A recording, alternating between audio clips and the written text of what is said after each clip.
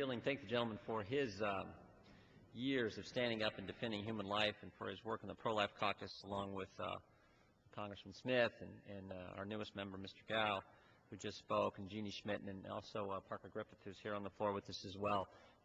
Countless number of members who, over the years, have said life is sacred, life is precious, and should be protected. You know, although this is the week when we mark that terrible decision of 1973, I love this week.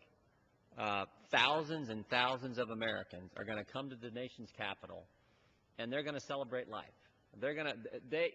They know that life is precious, and that in this great country, the greatest nation in history, we should celebrate life. We should understand that life is precious, life is sacred, that it should be protected. You know, I'm reminded, I've been in Congress now 3 years. 3 years ago this month, the first State of the Union I had the privilege of being at, then President Bush recognized a great American, happened to be sitting right up in the gallery.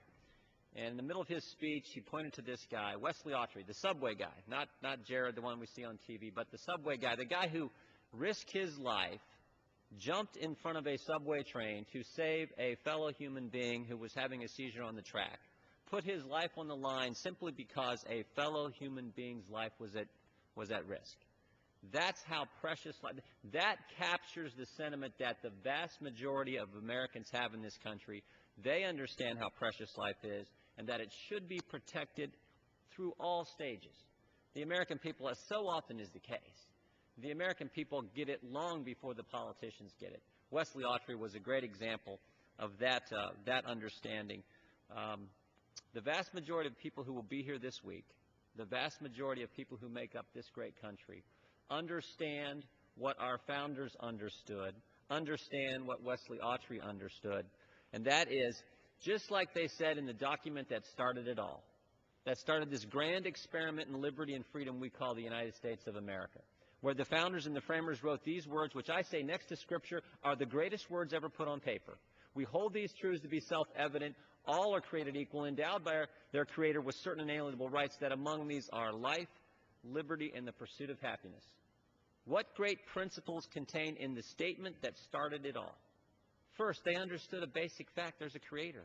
We are made in God's image. We get our rights not from government, we get them from God, and government's fundamental job should be to protect those rights that the Creator gave His creation.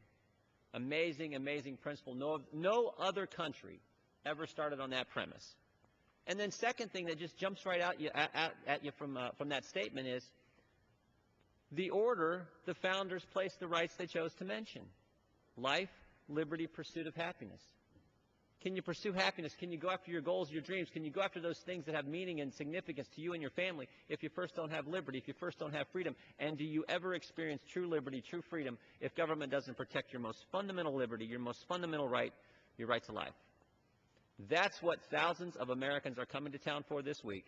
That's what they want to celebrate. They understand exactly what the founders understood. They understand what this country is really all about. And someday, as previous speakers have pointed out, someday Roe v. Wade will no longer be the law in this country, and we will protect every single human being, because that is what the founders intended, and that's what Americans understand.